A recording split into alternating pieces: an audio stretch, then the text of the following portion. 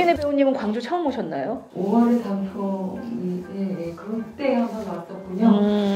네, 오늘 뵀을 때 근데 사진은 마무리라고. 네네네. 제가 좀 관심 갖고 있는 부분에 대해서 두 분 감독님이 굉장히 깊은 집요한 고민을 하셨던 걸로 제가 알고 있어서 오늘 재미난 이야기를 많이 들을 수 있겠다 하고 설레는 마음 풍부해. 네, 그리고 오민혜 배우님은 오셔가지고 또 극장에서 영화도 오늘 하루 종일 보신 건가요? 아니면? 네네, 아까 혼자라는 작품도 봤어요. 아, 네. 혼자와 그대 너머에를 이렇게 극장에서 봐주시고 박홍민 감독님은 몇 번 오셨었죠? 예, 그 얘기 지금 이세진 프로그래머님 뵈러 또 왔었고요. 그래서 왔는데 아직 많이 구경은 하지 못해서 예, 내일 좀 많이 구경을 해볼 생각입니다. 예. 네, 광주 굉장히 좋습니다. 네, 살아도 좋고 예, 그냥 비지팅을 해도 굉장히 좋은 곳이니까요. 좋은 곳 많이 보시길 바랍니다. 자, 영화 한 2시간가량의 러닝타임의 영화인데 먼저 이제 질문이 이제 들어오기 전에 처음에 이제 접근을 하자면 처음에 이 이야기를 시작하신, 그러니까 이 이야기가 어떻게 시작되었는지 궁금할 것 같아요. 이게 처음 시작점이 먼저 좀 말씀해 주시면 좋을 것 같습니다. 일단은 이 영화를 처음 생각하기 전에 제 가까우신 주변 사람분들이 좀 굉장히 힘든 상황이 있던 때가 있었고 또 저도 그 과정에서 제가 같이 그걸 극복해가는 과정을 겪었었어요. 그래서 그런 과정을 겪다 보니까 우리 주변에 좀 이런 어떤 평범한 뭔가 대단한 게 있지 않더라도 그런 사람들의 어떤 이야기들을 해보고 싶다 그런 생각이 일단 기본적으로 있었고요. 길거리를 다니면 작은 개미들이 있잖아요. 그래서 그런 작은 개미들의 존재를 우리가 개미를 볼 때는 위에서 아래로 보통 내려다 보게 되잖아요. 그래서 같은 아이라인으로 우리가 같은 눈높이에서 한번 볼 수 있을 방법이 없을까 그런 생각을 하면서 이제 렌즈 같은 것도 고민도 하고 어떻게 찍을까를 그때 고민을 많이 했던 것 같아요. 그래서 그러면서 이제 이런 개미를 메타포로 쓰는 작업들을 또 하게 된 것 같습니다. 예. 네, 개미에 대해서는 이제 질문이 나올 법하죠. 예. 그거는 관객분들의 질문 좀 기다리고요. 오민혜 배우님께 궁금한 게 제가 이제 영화를 보면서 지금 이제 영화가 이제 막 끝나고 들어오신 거라 얼마 전에 본 장면이실 거예요. 관객분들은 1시간 39분쯤 산동네가 이렇게 전체가 보이는데 지연아 하면서 이렇게 찾는 장면이 있어요. 그쵸? 근데 배우는 어디에 있지? 뭐 이러면서 이렇게 보게 되잖아요. 저희가. 그러다가 천천히 그 산동네 이렇게 움직이시는 거를 저희가 천천히 알게 되거든요. 소리 이렇게 들리면서. 근데 그때 지연아라고 부르는 그 장면이 거의 39분에서 42분, 28초 뭐 이때까지 연결이 되더라고요. 이렇게 되게 긴 시간을 지연아를 부르시는데 그 연기가 상당히 힘드셨을 것 같아요. 그렇죠? 지연아를 어떻게 같은 톤으로 계속 부를 수도 없고 뭔가 그때 어떠셨을까? 이게 되게 좀 궁금했어요. 그리고 보신 지 얼마 안 되셨기 때문에 그 장면이 좀 인상적이실 것 같은데 그때 좀 경험을 좀 말씀해 주시면 어떨까요? 네, 굉장히 인상적인 장면이라고 생각을 해요. 근데 지금 생각해보면 저 오늘 영화 3번째 보던가요? 이 3번째인 것 같습니다. 3번째. 저 아직도 잘 못 찾아요.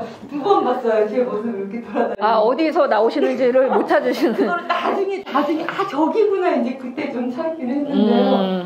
그때 이제 그 장면에서는 그냥 정말 내가 애절하게 딸을 찾는 모습 상황이라고 생각을 하고 다녔고 장소마다 여기는 기어 들어갔을 때 내가 부를 때 혹시 사람들한테 방해되면 어떡할까 이제 실제로 골목을 다니면서 느꼈던 감정 그대로 불렀던 것 같아요. 네, 그 애타게 찾는 감정인 거죠. 애타게 찾으면서도 어떤 곳에서는 혹시나 누군가를 깨울 수 있지 않을까? 걱정도 하면서.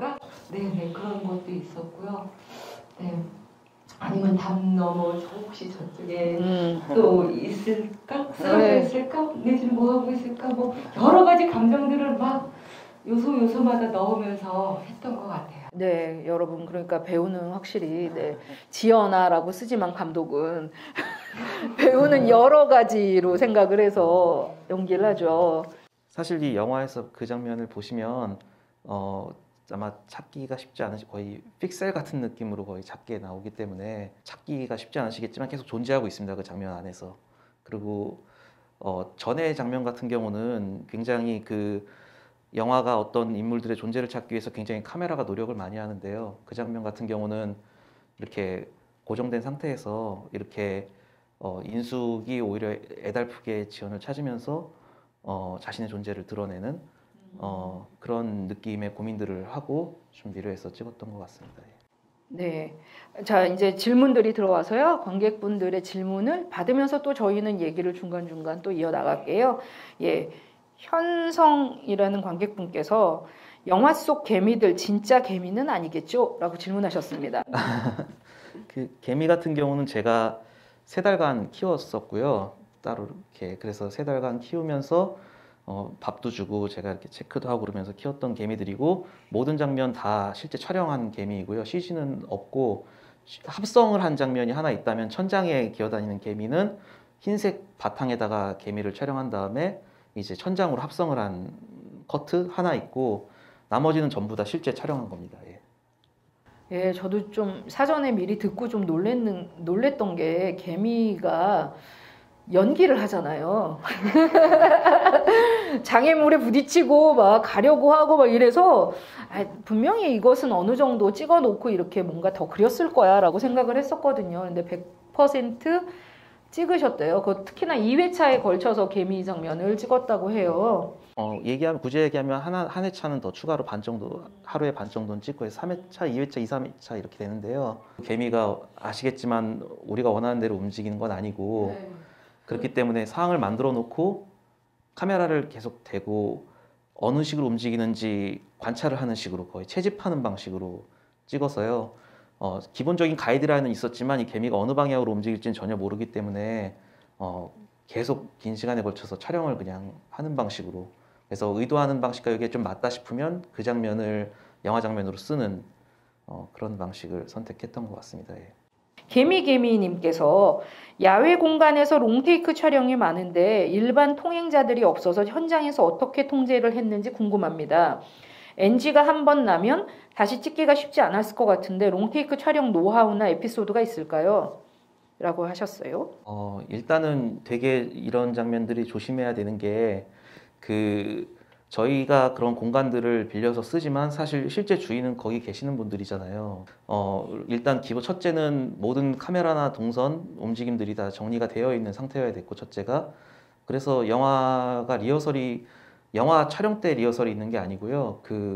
찍기 전 한두 달 전부터 계속 다 모든 장면을 다 찍어보는 식으로 테스트 촬영을 일단 계속 하고 배우분들이랑 따로 왔어도 전부 움직임을 다 체크하는 식으로 일단 기본적인 준비를 하고 그런 분들이 이제 내 마음대로 할 거야 하시면 나오시면 그냥 NG 내고 다시 찍는 식으로. 예, 그래서 사실 배우분들한테는 죄송한 게 많아요. 왜냐면 저도 최대한 모든 동선이나 액션들을 다 준비를 해서 배우분들이 현장에서는 감정만 생각할 수 있게끔 하도록 노력은 많이 하는데 실제로 이제 겪어보면 이제 여러 시민분들이나 이제 그런 문제로 NG들이 많이 나거든요, 굉장히. 그러면 이제 똑같은 연기를 계속해야 되는 배우분들 입장에서는 되게 연기가 고될 수 있어요. 되게 힘들 수 있고 그래서 그런 점에서는 좀 죄송했지만 어쨌든 영화적 기호가 좀 생각하는 부분들이 있어서 그런 것들을 좀 가지고 가려고 좀 신경을 많이 썼던 것 같습니다. 그 놀이터 장면인데 마지막에 노을이 있는 샷이 이미지가 딱 맞는데 그 시간이 한정돼 있거든요. 그 타이밍이. 그래서 그 시간대에 맞아야 되는데 NG가 계속 나니까 해가 져버리면은 샷을 이미 놓치는 거니까 그러다 보니까 좀 그 장면 찍을 때 준비를 엄청 거기도 했거든요. 그 사전에 이미 몇 주 전에 이미 가서 리허설 촬영도 하고 또 스텝이랑만 가서 또 대역으로 또 저희 스텝이 또 연기도 해가면서 다 샷을 다 맞춰보고 동선 잡고 준비를 계속 해도 그렇게 또 NG가 나더라고요. 네네, 롱테이크가 상당히 힘들고 배우들 합을 다 맞춰야 되고 저는 이제 그게 어느 정도의 기적도 필요한 것 같아요. 롱테이크라는 게. 예. 그래서 그 기적적인 것들이 하늘이 도와야 또 이게 완성되고 이러는 게 특히나 야외 씬이 많잖아요. 예. 그래서 그렇습니다. 자, 그럼 다음 질문으로 또 넘어갈게요. 점님께서 감독님의 작품 중 주인공 이름이 지연이가 많은데 혹시 어떤 비하인드 스토리가 있을까요? 사실 대단한 비하인드는 없고요. 그 지연이라는 인물이 저가 초반에 단편 찍을 때 그 어떤 그 정서들이 그 안에 들어가 있다 보니까 좀 중요한 역할이 있을 때 저도 정서 몰입을 쉽게 하기 위해서 지연이라는 인물을 썼던 것 같아요. 예. 뭐 첫사랑 이름이거나 뭐 그런 건 아니에요? 그런 건 연결이 없습니다. 네, 뭐 이렇게 좀 직구준 분들은 그렇게 질문할 수 있을 것 같아요. 근데 확실히 이제 저도 감독이지만 이름은 뭔가 평범하면서 이렇게 너무 특별한 이름이 아닌 좀 이렇게 진짜 사람 이름 같은, 이렇게 말하면 이상하지만 이름 같은 이름을 찾게 되는 것 같아요. 그렇죠? 그 캐릭터에 맞는 네네. 그 느낌이 뭐 된소리 발음이거나 그대님께서 인숙이 집에서 기억을 찾아야 한다며 소리를 지르면서 종이를 헤집는 장면이 인상적이었는데요. 그 장면에 대한 비하인드가 궁금합니다. 그 장면 저희 엔진 몇 번 났어요? 수는 많지 않은데요. 감정적으로 폭발하는 장면들이 꽤 있어서 그게 한번 엔진하면 종이를 다시 어쨌든 채워넣어야 되는.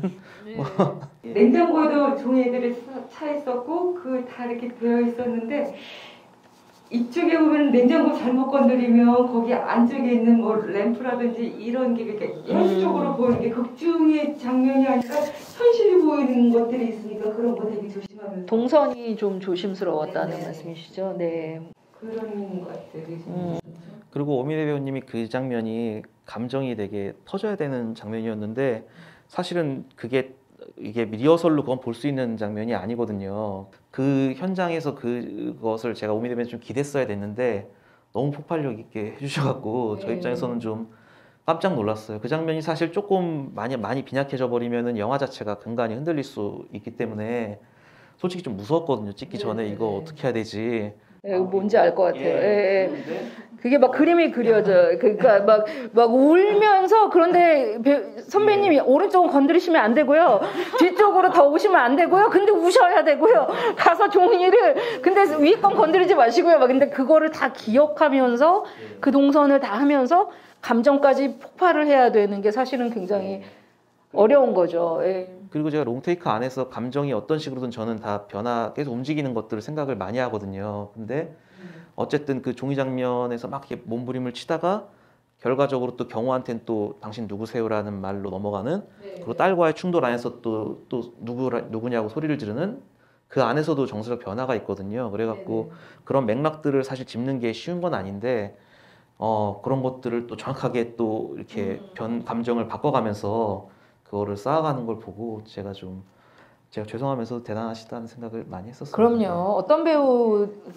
어쩌면 어떤 배우들은 감정 정리 좀 하게 저기 치워줘 이럴 수도 있거든요. 사실은 현장이라는 게 배우마다 다 달라서. 아직까지 내려가 지금. 아니요. 그건 아닌데 아무튼 그만큼 뭔가 그 기억하면서 감정을 하면서 이런 것들을 소화해야 된다는 게 어렵다는 얘기죠. 더군다나 기억이 왔다 갔다 하는 것까지 해야 되는 혼동스러운 감정을 같이 하는 게 쉽지 않았는데 굉장히 훌륭하게 감독님 마음에 들게.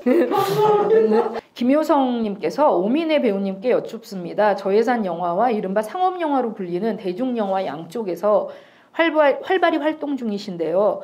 배우의 관점에서 양쪽의 특성은 무엇이고 어느 쪽을 더 선호하시는지 궁금합니다.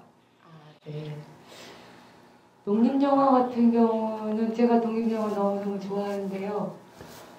정말 다양한 세계를 제가 만날 수 있다라는 그런 점도 있고, 그리고 과정이 너무 좋은 것 같아요. 그 과정에서 함께 영화를 만들어가기 위해서 감독과 충분히 상의하고 논의하고 또 그 과정 그 과정이 저는 제일 행복하고요. 상업영화나 드라마 쪽으로 가서 활동을 하게 되면 그렇게 서로의 마음을 오고 갈 수 있는, 라포를 형성할 수 있는, 친밀감을 높일 수 있는 그런 독립영화만큼 없다고 생각을 해요. 그리고 제일 좋은 거는 감독님의 세계상을 보다 좀 더 접근해서 알아갈 수 있다는 거, 그거 굉장히 좋은 것 같아요. 그러니까 독립영화를 제가 사랑하는 이유 중에 하나가 내가 경험해보지 못하는 세상을 감독님을 통해서 그 작품을 통해서 알아갈 수 있다라는 거 저 그러면서 되게 많이 배웠거든요. 영화를 하기 전과 영화를 하기 후가 저는 영화를 통해서 성숙해가는 것이 아닌가 발전해가는 것이 아닌가 그런 생각을 하고 있어요. 네, 제가 되게 감동적이고 아무튼 굉장히 감정 다발을 가지고 있는 그 존재이기 때문에 조금 보통의 그것과는 다를 것 같아요, 그죠? 예. 많이 다른. 저 자신도 느낄 수 있는 게 뭐냐면 제가 어떤 캐릭터를 지금 품고 있느냐에 따라서 집안에서 너무 달라져요. 그러니까요. 그러니까 예. 뭐 깊은 우울증을 갖고 있는 상처를 품고 있는 캐릭터를 만나면 집안에서의 호흡이 달라져요. 리액션이 달라져요. 그런데 즐겁고 경쾌한 그런 리듬을 갖고 있는 역할을 만났다? 그러면 생활이 즐거워져요. 집안 그러니까요. 그리고 콘님께서 감독님이 생각하는 재밌는 영화란 무엇인지 재밌는 영화에 대한 고민의 현재 상태가 궁금합니다. 라고 하셨네요. 재밌는 영화요? 그거는 일단 저는 잘 모르겠는데 제가 좋아하는 거는 좀 그런 건 있는 것 같아요. 저는 사실 아실진 모르겠지만 저는 감독님 중에서 아방가르드 필름 감독들을 굉장히 좋아하거든요. 그 초기에 그 스탠브리키시 같은 감독들, 뭐 마에데런 같은 감독님, 그리고 뭐 심지어 자신이 감독이라는 자의식조차 없는데도 다른 예술인들이 인정해줘서 같이 또 이렇게 그 무리 안에서 또 즐겁게 하시는 마리 맨켄 같은 감독님이라든지 1980년도에 또 되게 어떤 이미지 실험을 하셨던 뭐 지브니 립진스키 같은 감독님, 뭐 이런 오히려 그런 아방가르드 필름 감독들을 굉장히 좋아하고요. 이미지적 실험도 당연히 있지만 감정이 변화되는 것들에 관심이 굉장히 많고요. 그래서 영화도 제가 보통 영화에서 샷으로 포착하고 싶은 대부분의 것들이 감정이 변화되는 걸 그 안에 어떻게든 다 넣으려고 노력을 많이 하고 설명하려는 장면들을 최대한 배제하려고 하는 태도를 좀 갖고 있고요.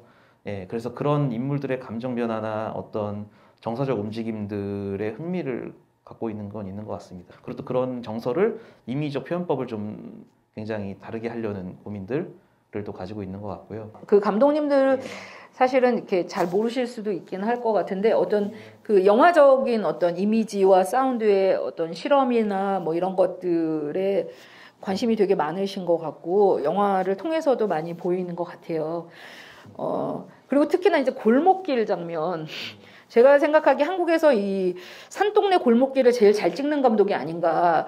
박홍민 감독님이. 그래서 이렇게 혼자에서는 그 어두운 골목길에 이렇게 유령처럼 나오는 인물들의 그 동선을 굉장히 잘 표현하셨다면 여기는 또 그 산 꼭대기에 있는 것 같은 산동네에 있는 것 같은 놀이터와 그 골목길 사이사이를 또 딸을 찾으면서 다니는 엄마와 그러니까 누군가가 누군가를 찾으러 다니잖아요. 계속. 그래서 어떤 그런 것들에 굉장히 관심이 많으시구나. 그리고 되게 잘 표현하시는구나라고 생각했거든요. 그래서 공간에 대한 게 좀 궁금하기는 해요. 공간을 어떤 관심사를 가지고 어떤 공간들에 좀 매혹당하고 계신가 뭐 이런 게 좀 궁금하네요. 우리 일상에서 많이 뵐 수 있으신 그런 분들의 골목길은 사실 되게 집 앞에 보면 많은 물건을 놔두기도 하시고 또 거기에 손때가 묻은 느낌들이 있고 그래서 거기에서 그 골목길만 봐도 그 사람들의 모습이 또 상상이 되기도 하고 그런 것들이 좋아서인 거거든요. 사실은 단순히 뭐가 디테일이 많아서라는 문제라기보다 그들의 삶이 그 공간 안에 담겨 있는 것 같아서 그래서 그런 질감들을 좋아하는 것 같고요. 그게 또 역사이기도 하고 그래서 그런 공간들을 담고 싶다라는 일단 태도가 또 강렬하게 있었던 것 같고요. 리얼리즘 영화 같은 경우에 우리가 그 세계관을 구현하기 위해서 피빈성을 만들기 위해서 어떻게든 현실과 동일하게 보이려고 굉장히 노력을 하고 그래서 거기에 있는 인물들도 실제같이 느껴지게끔 굉장히 많은 디테일들을 만들기 시작하고 작업들을 하기 시작하는데 실제로 그거를 어쨌든 구현하려고 진짜 같은 걸 구현하는 그런 태도도 물론 흥미롭고 재미있지만 이런 방식의 접근도 있을 수 있다라는 것들이 좀 있는 것 같아요. 제가 접근하는 방식에 있어서. 제가 가장 고민하는 거는 어떤 존재에 대한 고민이거든요. 그리고 어떤 우리가 바라보고 있는 것들에 대한 고민들 그리고 우리가 그렇게 존재하려면 어떤 식으로 우리의 존재 증명을 할 수 있는 것인가 각자에서 그런 고민이 더 주가 된 거고요. 사실은 진짜 힘들고 고립되고 막 답답한 감정은 전작인 혼자 할 때 다 저는 풀었다고 생각은 하고, 사실 이 영화는 그 다음 단계로 넘어가고 싶은 어떤 제 욕망들이 많이 담겨 있는 것 같아요. 많은 사람들이 여기 계신 분들도 각자 자아를 다 각자 가지고 계시겠지만 또 그 어떻게 보면 또 그 자아에 또 갇혀 있는 거라고도 할 수 있잖아요. 다들 뭔가 또 자유롭고 싶은 욕망이 있을 수 있잖아요. 예, 그런 어떤 고민들도 영화 안에 담겨 있는 것 같고, 좀 저 입장에서는 이 그대 너머에란 영화를 통해서 영화 제목과도 같이 또 그 다음 단계로 완전히 넘어가고 싶다. 다른 창작 작업으로도. 예, 그런 정서들이 좀 담겨 있는 것 같습니다. 예. 그러면 이제 박홍민 감독님의 영화의 그 1단계가 넘어가는 영화일까요? 그대 너머에가. 예. 예. 다음 단계가 굉장히 궁금해집니다. 그리고 그대님께서 감독님 전작이었던 혼자를 보고 이번 작품까지 보고 나니 작품의 장르를 말하는 것보다 박홍민이 곧 장르다 이렇게 표현하는 게 더 맞을 것 같은데요. 감독님의 영화 창작의 뿌리, 취향의 근원이 궁금합니다. 창작적으로 좀 솔직하려고는 노력을 많이 하거든요. 개인적으로는 제가 물론 이런 창작물들이 좀 인물들이 좀 우리 사람 일반적인 분들이 보시기에 매끄럽지 않고 또는 불편할 수 있지만 또 저란 사람이 또 그런 모습들이 많이 들어가 있고 그런 것들을 좀 드러내면서 좀 제 입장에서 제가 봤을 때도 그 모습을 다시 마주하고 싶다는 생각들을 같이 가지고 있는 태도들이 있었고요. 그래서 그대 너머에 같은 경우는 저 스스로의 어떤 것들을 넘어가고 싶다는 욕망들이 좀 껴있던 것 같고요. 예, 그래서 이제 아까 얘기했듯이 다음 작품은 좀 이젠 아예 전혀 다른 인물들과 전혀 다른 상황들을 가지고 이야기를 해도 이젠 될 수 있을 지점 아닌가 이런 생각도 해보곤 있습니다. 예. 네, 대답이 되셨을 것 같고요. 김유성님께서 지금까지 다양한 작품에서 다양한 역할을 맡으셨는데요. 앞으로 해보고 싶은 장르나 역할이 있다면 무엇일까요? 네, 특별히 장르가 정해진 거는 아니고 인간의 심리를 표현하는 그런 부분들 그거를 디테일하게 잘 표현할 수 있는 역할이라면 저는 뭐 어떤 역할이든 상관하지 않아요. 그대 너머에님께서 결국 인숙은 지연을 다시 기억하게 되었지만 왜 경호에 대한 기억이 사라졌는지 궁금합니다. 경호가 무척 외롭게 느껴졌습니다. 저 기억 못하는 걸로 알고 있는데요. 딸 기억 못하는 걸로 알고. 예. 저는 사실 이 영화에서 그 인숙과 지연은 영화 밖으로 벗어났다고 생각을 하고 있고요. 아예 그래서 영화 안에 이 경호의 이야기 속 밖으로 아예 넘어간 거 아닌가.